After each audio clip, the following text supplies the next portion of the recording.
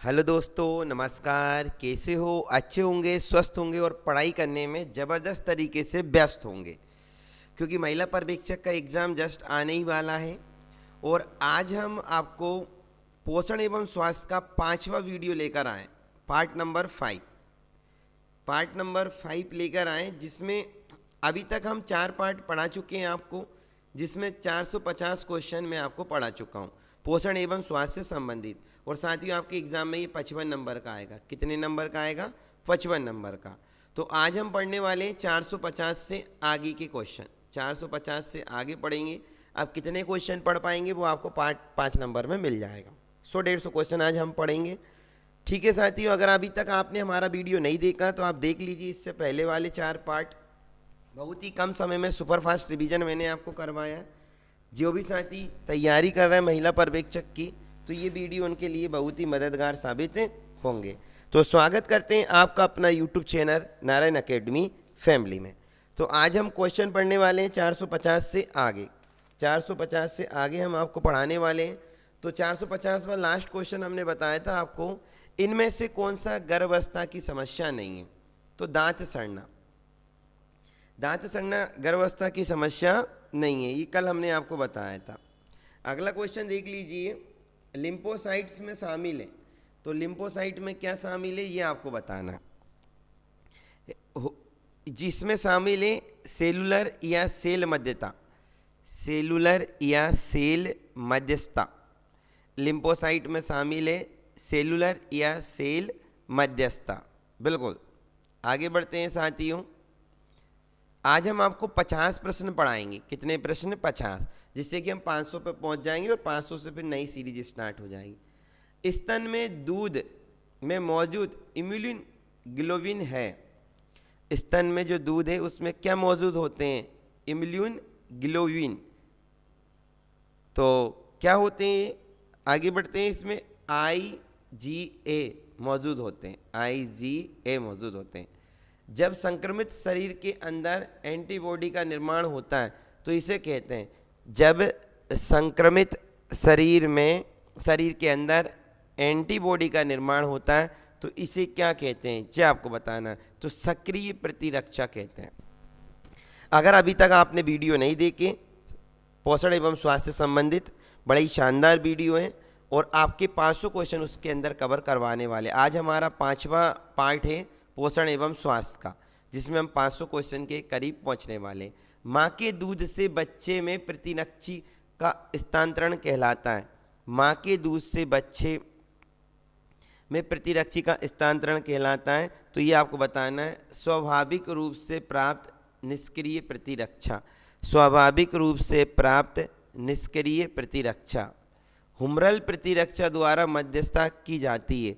हुमरल प्रतिरक्षा द्वारा मध्यस्थता की जाती है। तो किसकी मध्यस्थता की जाती है ये आपको बताना है। तो बी लिम्फोसाइट की। किसकी मध्यस्थता की जाती है? बी लिम्फोसाइट की। क्लियर है साथियों? आगे बढ़ते हैं। जिंक पूरक देने के लाभ है। तो जिंक पूरक देने के क्या लाभ है ये आपको बताना है। तो ये दस्त की आवृत्ति को घटाना। ठीक है, आगे बढ़ते हैं। क्वेश्चन महत्वपूर्ण चल रहे हैं आपके। और इससे पहले आज हमने अभी शिशु की देखभाल और शिक्षा से संबंधित वीडियो अपलोड किया है। अगर जो भी साथियों ने अभी तक वीडियो नहीं देखा तो देख लीजिए। शिशु की देखभाल एवं शिक्षा थोड़ा सा कठिन टॉपिक के अंतर्गत आता है, उसका बार बार रिवीजन करना पड़ेगा और कुछ चीज़ों को समझना पड़ेगा, तभी उसके क्वेश्चन बनेंगे। तो 200 क्वेश्चन मैं उसमें पढ़ा चुका हूँ और पोषण के मैं 450 क्वेश्चन पढ़ा चुका हूँ। आज हम 500 क्वेश्चन तक कवर करेंगे पोषण। 0 से 6 वर्ष के सभी बच्चों के विकास और लर्निंग आउटकम को बढ़ाने के उद्देश्य से किस योजना का प्रारंभ किया गया है? तो किस योजना का प्रारंभ किया गया? राष्ट्रीय बाल पुरस्कार योजना, राष्ट्रीय बाल अधिकार संरक्षण योजना, लैंगिक बजटिंग योजना, एकीकृत बाल विकास योजना। तो ये महत्वपूर्ण क्वेश्चन है। राष्ट्रीय बाल पुरस्कार योजना नहीं, ये भी नहीं किया। लैंगिक बजटिंग योजना का प्रारंभ किया है साथियों। किसका किया है? लैंगिक बजटिंग योजना का प्रारंभ किया है। अगला क्वेश्चन देख लीजिए। मातृ वंदना योजना कौन सी उद्देश्य नहीं है? मातृ वंदना योजना कौन सा उद्देश्य नहीं है, ये आपको बताना है। तो पहले तो ये याद रखो मातृ वंदना योजना का क्या उद्देश्य है। गर्भवती हितग्राही महिला की मजदूरी में हुई हानि को पूर्णतः क्षतिपूर्ति करना, गर्भावस्था एवं प्रसव के दौरान उपयुक्त पद्धति देखरेख एवं सेवाओं के प्रयोग को बढ़ावा देना। ये दोनों तो इसके उद्देश्य, लेकिन ये नहीं है। शिशु के जन्म के बाद यथाशीघ्र पहले 6 महीने तक केवल स्तनपान कराने के लिए प्रोत्साहित करना। मातृ वंदना योजना का उद्देश्य ये नहीं है, बाकी दोनों उद्देश्य। अगला क्वेश्चन, निम्न में से कौन कार्यकर्ता जो एकीकृत बाल विकास सेवा योजना के अंतर्गत आती है। निम्न में से कौन कार्यकर्ता जो एकीकृत बाल विकास सेवा योजना के अंतर्गत आते हैं, ये आपको बताना है। आंगनबाड़ी कार्यकर्ता, आशा, ऊषा, विशेष हेल्थ गाइड्स। तो इनमें से एकीकृत बाल विकास सेवा के अंतर्गत ऊषा आते हैं। कौन से कार्यकर्ता आते हैं? ऊषा कार्यकर्ता आते हैं। हेमलिच प्रक्रिया का उद्देश्य क्या है? हेमलिच प्रक्रिया का उद्देश्य क्या है? महत्वपूर्ण प्रश्न है आपका, यह आपको बताना है। तो पीड़ित के वायु मार्ग में रुकावट को दूर करने के लिए, पीड़ित के वायु मार्ग में रुकावट को दूर करने के लिए, बिल्कुल महत्वपूर्ण क्वेश्चन है। अगला क्वेश्चन देख लीजिए, जब किसी यात्री की सांस बंद हो जाए तो आपको क्या करना चाहिए? जब किसी यात्री की सांस बंद हो जाए तो आपको क्या करना चाहिए? तुरंत CPR शुरू करें, पीड़ित को रिकवरी पोजीशन में रखें, श्वास जांच जारी रखें, स्पंदन गिनें। तो जब यात्री की सांस बंद हो जाए तो आपको तुरंत CPR शुरू करें। क्या शुरू करें? CPR तुरंत शुरू कर देना चाहिए। स्तनपान कराने वाली महिलाओं को प्रतिदिन कितना अतिरिक्त आयरन की ज़रूरत होती है? ICMR रिपोर्ट के अनुसार जब बच्चा 7 से 12 माह का हो। ये बड़ा ही महत्वपूर्ण प्रश्न है। स्तनपान कराने वाली महिलाओं को प्रतिदिन कितने अतिरिक्त आयरन की ज़रूरत होती है, ये आपको बताना है। तो 23 mg, कितनी? 23 mg आयरन की आवश्यकता होती है। ICMR 2020 रिपोर्ट द्वारा गर्भवती महिलाओं को प्रतिदिन कितना विटामिन C अनुशंसित मात्रा होनी चाहिए? कितना विटामिन C की अनुशंसित मात्रा होना चाहिए? तो 80 mg। कितनी होना चाहिए? 80 mg। क्लियर है साथियों? आगे बढ़ते हैं। आपका पोषण एवं स्वास्थ्य चल रहा है और इसके 500 क्वेश्चन आज कवर होने वाले। 5 वीडियो अपलोड कर चुका हूँ मैं, 4 कर चुका हूँ, आज 5वां वीडियो अपलोड है और 500 क्वेश्चन आपके हमने कवर करवा दिए। अगर अभी तक जिन भी साथियों ने वीडियो नहीं देखा, सुपर फास्ट रिवीजन, कम समय में ज़्यादा क्वेश्चन हम आपको करवा रहे हैं। 500 क्वेश्चन बहुत होते हैं और मैं आपको 1000 करवाने वाला हूँ। मात्र आपके पेपर में 55 क्वेश्चन आएंगे साथियों। इसलिए मैं आपसे बोल रहा हूँ, इन वीडियो में ये 12-12 घंटे के वीडियो नहीं है, 40-40, 50-50 मिनट में 100 क्वेश्चन कर रहे हैं। प्रोटीन की सर्व प्रमुख स्रोत कौन सा है? प्रोटीन का सर्व प्रमुख स्रोत कौन सा है? काला चना, बंगाल चना, मटर या सोयाबीन? तो प्रोटीन सबसे ज़्यादा पाया जाता है साथियों सोयाबीन में। डिप्थीरिया का निदान करने के लिए किस परीक्षण का प्रयोग किया जाता है? डिप्थीरिया का निदान करने के लिए किस परीक्षण का प्रयोग किया जाता है? तो सिक टेस्ट किया जाता है। कौन सा टेस्ट किया जाता है? सिक टेस्ट किया जाता है। हैंसन रोग के रूप में जाना जाता है। तो हैंसन रोग के रूप में किसे जाना जाता है, ये आपको बताना है। तो माइक्रोबैक्टीरियम लेप्राइको, माइक्रोबैक्टीरियम लेप्राइको, बिल्कुल। अगला क्वेश्चन देख लीजिए, महत्वपूर्ण प्रश्न है। BMD परीक्षण किया जाता है पहचान करने के लिए। तो BMD जो परीक्षण किया जाता है किसकी पहचान करने के लिए किया जाता है, ये आपको बताना है। तो BMD परीक्षण जो किया जाता है ऑस्टियोपोरोसिस की पहचान करने के लिए, ऑस्टियोपोरोसिस की पहचान करने के लिए। भारी मात्रा में अल्कोहल पीने वाले लोग मरते हैं। भारी मात्रा में अल्कोहल पीने वाले लोग मरते हैं। क्यों मरते हैं? तो रुधिर कैंसर से, यकृत के उदर कैंसर से, ये इसलिए मरते हैं सिरोसिस से। किससे मरते हैं साथियों? सिरोसिस से। प्रधानमंत्री स्वास्थ्य सुरक्षा बीमा योजना कब लागू हुई? प्रधानमंत्री स्वास्थ्य सुरक्षा बीमा योजना कब लागू हुई, ये आपको बताना है। तो 9 मई 2015 को, 9 मई 2015 को। आगे बढ़ते हैं, क्वेश्चन इंपॉर्टेंट है आपका। भारत में एड्स का पहला केस किस वर्ष पंजीकृत किया गया? ये क्वेश्चन बहुत बार आ गया, इस बार आपको याद भी होगा 1986 में। प्रोटीन में पाचन में सहायक एंजाइम कौन सा होता है? ये भी आपको याद है, प्रोटीन में पाचन में सहायक एंजाइम कौन सा है? पेप्सिन। क्लियर है? आगे बढ़ते हैं। मानव शरीर में यकृत वसा के पाचन में महत्वपूर्ण भूमिका निभाता है। यकृत दो महत्वपूर्ण वसा पाचक एंजाइम उत्पन्न करता है। तो आपका क्वेश्चन हो जाएगा ए सही है परंतु आर गलत है। मानव शरीर में यकृत वसा के पाचन में महत्वपूर्ण भूमिका निभाता है, बिल्कुल। अगला क्वेश्चन देख लीजिए, अधिकतर एंजाइम होते हैं, तो अधिकतर एंजाइम कैसे होते हैं ये आपको बताना है। तो अधिकतम एंजाइम जो होते हैं ना वो प्रोटीन ही होते हैं, क्या बताना है? निम्न में से कौन सा आहार मानव शरीर में नए ऊतकों की वृद्धि के लिए पोषक तत्व प्रदान करता है? तो मानव शरीर में नए ऊतकों के लिए पोषक तत्व प्रदान करता है, कौन सा आहार करता है? फल, सब्जियां, पनीर या मिठाई? तो ऊतकों का निर्माण जो करता है साथी वो पनीर करता है, बिल्कुल। अगला क्वेश्चन देख लीजिए, कुछ विटामिन वसा में घुलनशील है जबकि अन्य जल में घुलनशील है, निम्न में से कौन जल में घुलनशील है? तो जल में जो घुलनशील है वो BC है साथी। कौन सा है? BC। अगला क्वेश्चन देख लीजिए, महत्वपूर्ण प्रश्न आपके चल रहे हैं।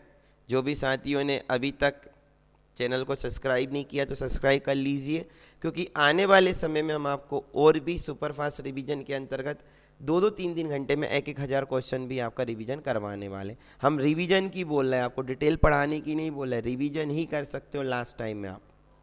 कौन से खनिज का हृदय रोगियों के लिए विशेष महत्व है? क्योंकि ये बड़े स्रोत होते हैं। कौन से खनिज हृदय रोगियों के लिए विशेष है? केवल पोटेशियम हृदय रोगियों के लिए क्या है? विशेष है। विटामिन सी का मुख्य स्रोत क्या है? ये सभी लोग बता देंगे, कच्चे एवं ताजे फल विटामिन सी का मुख्य स्रोत है।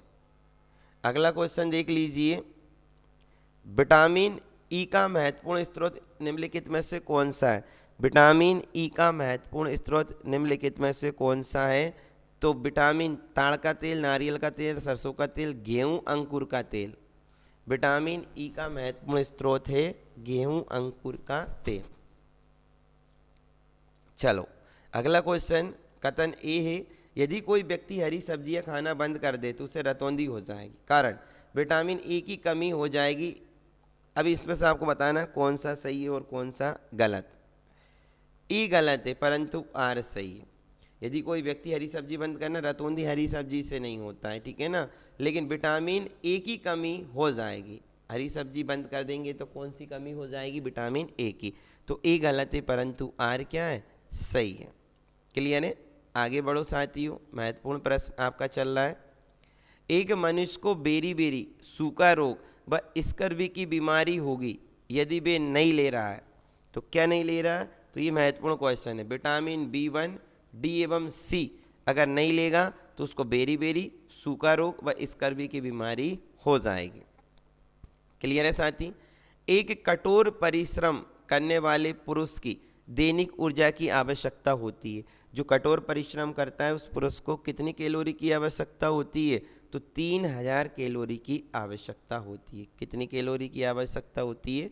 3000 कैलोरी की आवश्यकता होती है। बासमती चावल के दाने पकाने पर लंबे हो जाते हैं क्योंकि उसमें बाहुल्य है, तो किसका है? एमाइलेज का। किसका है भाई? एमाइलेज का। मानव शरीर की धीमी वृद्धि निम्न में से किसकी कमी के कारण होती है? तो धीमी वृद्धि जो होती है वो प्रोटीन की कमी के कारण होती है। मानव शरीर की धीमी वृद्धि निम्न में से किसकी कमी के कारण होती है? तो प्रोटीन की कमी के कारण। माँ का दूध नवजात को लगभग संपूर्ण आहार प्रदान करता है किंतु इनमें से निम्नलिखित का अभाव होता है। माँ का दूध नवजात को संपूर्ण आहार प्रदान करता है लेकिन फिर भी किसका अभाव होता है ये आपको बताना है। तो पोटेशियम का अभाव होता है। किसका अभाव होता है? पोटेशियम का अभाव होता है। महत्वपूर्ण प्रश्न आपके चल रहे हैं और आज हम पूरे 500 क्वेश्चन कवर कर लेंगे। आज कितने क्वेश्चन कवर कर लेंगे साथियों? 500 क्वेश्चन आप कवर कर लोगे। निम्नलिखित में से किसे कुपोषण होता है? निम्नलिखित में से किसे कुपोषण होता है ये आपको बताना है। तो किसे होता है? अति पोषण से, अल्प पोषण से कुपोषण किसे होता है ये आपको बताना है। असंतुलित पोषण से। तो अति पोषण, अल्प पोषण और असंतुलित पोषण, डी आपका राइट आंसर हो जाएगा। कौन सा? डी वाला आपका राइट आंसर हो जाएगा। अगला क्वेश्चन, बोतल का दूध, क्या हो गया है भाई, एक मिनट। बोतल का दूध पीने वाले बच्चे की तुलना में माँ का दूध पीने वाले बच्चे में निम्नलिखित में से कौन सा विशिष्ट लक्षण होता है? ये क्वेश्चन महत्वपूर्ण है।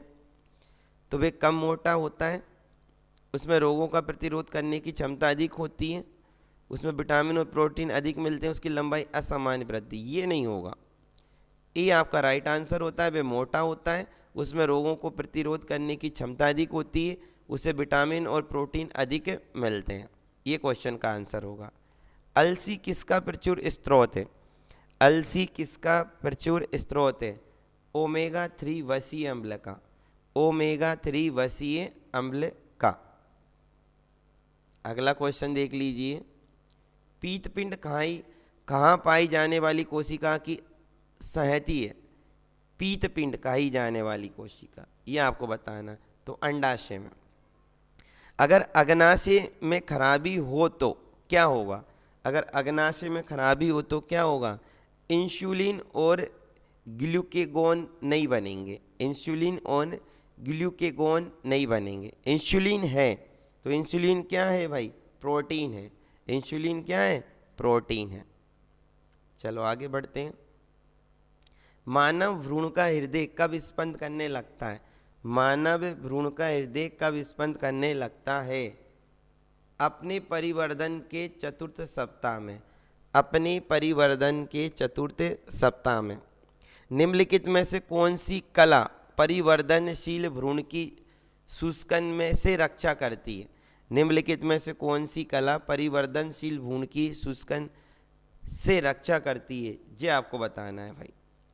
तो उल्ब, जिसको बोलते हैं एमिलियन। क्लियर है? आगे बढ़ते, महत्वपूर्ण प्रश्न है।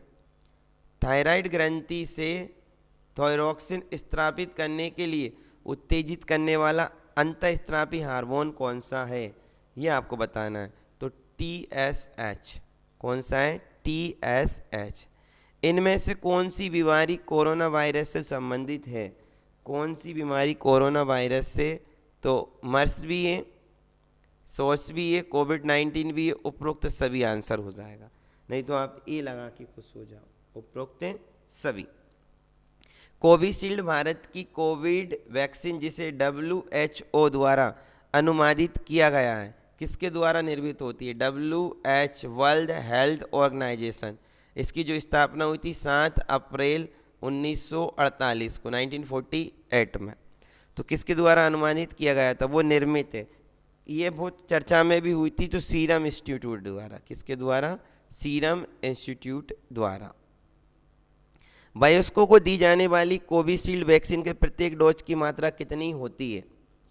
तो वयस्कों को दी जाने वाली कोविशील्ड वैक्सीन की प्रत्येक डोज की मात्रा 0.5 मिली होती है, 0.5 मिली। किस देश में भारत को स्पुतनिक 5 कोविड वैक्सीन का निर्यात किया? किस देश ने भारत को निर्यात किया? ये आपको बताना है। तो ये रूस ने किया। किसने किया साथियों? रूस ने। हाइड्रोफोबिया किसके द्वारा होता है? हाइड्रोफोबिया जो है किसके द्वारा होता है? विषाणुओं के द्वारा होता है। हाइड्रोफोबिया किसके द्वारा होता है? विषाणुओं द्वारा होता है। अगला क्वेश्चन देख लीजिए। भारत में जन्मे प्रत्येक 200 शिशुओं में से एक अतिसार से मर जाता है, जिसका कारण क्या है? अतिसार से मर जाता है तो रोटा वायरस है। क्या है? Rota virus. इनमें से किस सेट में सभी विषाणु जनित बीमारी है? इनमें से किस सेट में सभी विषाणु जनित बीमारी है? तो ममस, रेबीज, हर्पीस। क्लियर है? तो ये क्वेश्चन भी महत्वपूर्ण है आपका। अगला क्वेश्चन, चेचक विषाणु द्वारा होता है, मरीज को पृथक बिस्तर पर रखना चाहिए। तो इसमें से कौन सा आंसर आपको बताना है? महत्वपूर्ण क्वेश्चन है। तो कथन और कारण दोनों सत्य, कारण कथन एक पर आधारित है। बिल्कुल, चेचक विषाणुओं द्वारा होता है, मरीज को पृथक बिस्तर पर रखना चाहिए। क्लियर है? तो अगला क्वेश्चन देख लीजिए, ये भी महत्वपूर्ण प्रश्न है। कथन, एड्स में विशिष्ट रक्षा प्रणाली प्रभावित हो जाती है, एड्स में टी लिम्फोसाइट पूर्णतः नष्ट हो जाता है। तो निम्नलिखित में से कौन सा कथन सही है, ये आपको बताना है। तो ए सही है, पर आर जो है एक की सही विवेचना नहीं कर रहा। एड्स में विशिष्ट रक्षा प्रणाली प्रभावित होती है, ये सही है, लेकिन जो लिम्फोसाइट पूर्णतः नष्ट हो जाता है ये गलत है। क्लियर है। और साथियों, आज का हमारा 500 नंबर का क्वेश्चन है और ये हम पढ़ने वाले हैं, निम्नलिखित बीमारी में कौन सी टैटू बनवाने द्वारा एक व्यक्ति से दूसरे व्यक्ति को संचरित होती है। टैटू बनवाने से, ठीक है ना। तो कौन कौन, चिकनगुनिया टैटू से नहीं होता है, यकृत शोध बी और HIV एड्स, ये दोनों टैटू बनवाने से हो सकती है। क्लियर है। तो साथियों, अभी तक हम 4 वीडियो अपलोड कर चुके हैं। आज हम 5वां वीडियो आपको 500 क्वेश्चन करने वाले हैं, इसका वीडियो अपलोड करने वाले हैं। तो अभी तक अगर आपने हमारे वीडियो को नहीं देखा तो देख लीजिए। 500 क्वेश्चन मैं इसका करवा चुका हूँ, पोषण एवं स्वास्थ्य संबंधित। अब जो नेक्स्ट वीडियो आएगा उसमें आपको 300-400 क्वेश्चन एक ही वीडियो में मिल जाएंगे। क्लियर है। अभी हमने 5 वीडियो अपलोड हो जाएंगे आज तक और 500 क्वेश्चन हम आपको करवा चुके होंगे। ठीक है। अगर अभी तक आपने हमारे वीडियो नहीं देखे तो ज़रूर देख लीजिए। महिला पर्यवेक्षक की जो साथी तैयारी कर रहे हैं उनके लिए सुपर फास्ट रिवीजन एक संजीवनी बूटी का काम करेगा ये हमारे वीडियो। क्लियर है साथियों। मिलते हैं नेक्स्ट वीडियो में। अब नेक्स्ट वीडियो जो आएगा बड़ा ही शानदार वीडियो आएगा, एक ही वीडियो में आपके पूरे आने वाले क्वेश्चन कवर होने वाले हैं। और इससे पहले हम शिशु की देखभाल और शिक्षा से संबंधित वीडियो अपलोड कर चुके हैं, तो चैनल पर आपको पूरे वीडियो मिल जाएंगे। महिला पर्यवेक्षक की तैयारी करने, रिवीजन करने के लिए सबसे बेस्ट प्लेटफॉर्म आपको नारायण अकेडमी का यूट्यूब चैनल के माध्यम से आप कर सकते हो। ठीक है साथियों, मिलते हैं नेक्स्ट वीडियो में। जय हिंद, जय भारत। बोलो बांके बिहारी लाल की जय।